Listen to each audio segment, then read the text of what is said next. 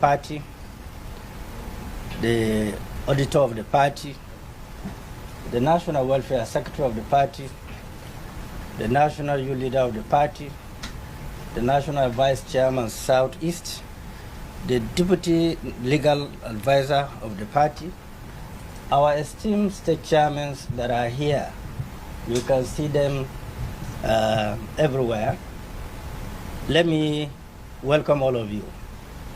I know the media have been looking for me desperately for the last 2 months or thereabout, wanting to hear from me on a number of issues, national issues, party issues, coalition issues, and so on and so forth.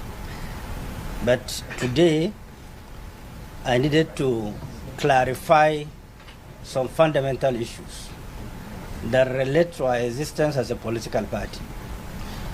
I'm sure the entire media organizations are aware of artificial, self-induced political crisis around political parties by certain individuals, forces, some of them forces of the coalition, who believe that SDP must be hijacked at all costs, or who believe crisis must be induced in SDP because they couldn't hijack SDP. We're aware of various allegations going around, money being spent. I'm happy to stand here confidently and tell the world there is no single ₦1 transaction between any coalition partners or friends to SDP, either to me personally or to the SDP account. This should be very, very clear. We are a political party. We are not commercial people that can be bought. We built this party over decades with our own sweats, with our own commitment and dedication, and believing that democracy must be strengthened. No individual is above board. No individual is indispensable. Over a period of time, we have seen how parties have been balkanized.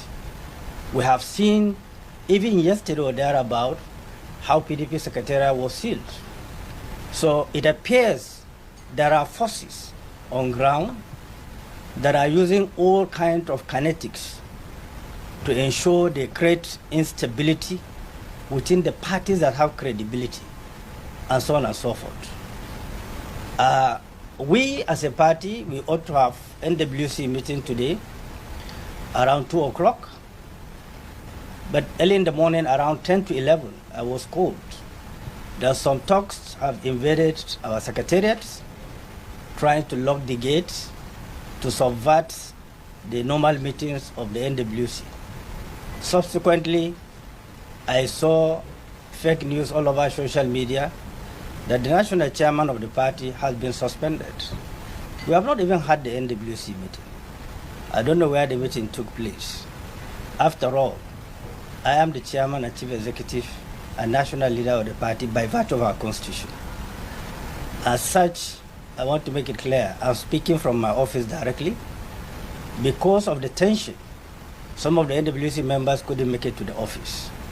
The tension was so palpable. But to reassure everyone as a leader that can stand by everyone and defend this party, we will not be intimidated, we will not be coerced by any individual. We have gone through this road before. In 1999, my late boss, Alhaji Abubakar Rimi, was arrested and sent to prison. So many people, including Alhaji Sulalamido and others. We were trained by brave people that have the capacity to stand on issues and defend issues.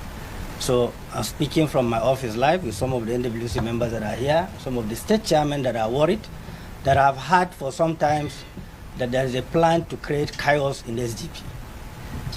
Number two, part of what they have said in the petition that there are financial allegations, misappropriations of funds of the SDP account. Let me say this, and I believe SDP is the only party so far that have followed the entire process. This party account has been edited by INEC editors and also external auditors. And we have submitted all that we have incurred, our expenses from elections to furnitures to the rentage of this office that we are, all have been submitted. You may wish to find out from INEC and got the CTC copy of the INEC. We have done all that. Not only that, the law says you must publish in 2 national dailies. We have published in 2 national dailies. Unfortunately, the man who wrote the petition, the national secretary, was part of the entire thing, but he excluded his name. He also forgot that he was, at the time, chairman of this party. But let me say this, our entire account transactions will be submitted where required by the investigating agencies. We are printing the entire account. We'll submit to them to investigate. Everyone that have gone through process that have been approved is legitimate, nothing illegal. And I should remind you that parties are not allowed to conduct business. We only generate revenue through sale of funds during elections, or membership cards, or donations, and so on and so forth. So our accounts are open and transparent, and we will make it public because the auditors' accounts are in the public domain. We publish this. So there is nothing to hide. I'm not a transactional person. I've never transacted with anyone. I was trained to build institutions, not to mortgage institutions. And I'm proud and I'm happy as the leader of the party.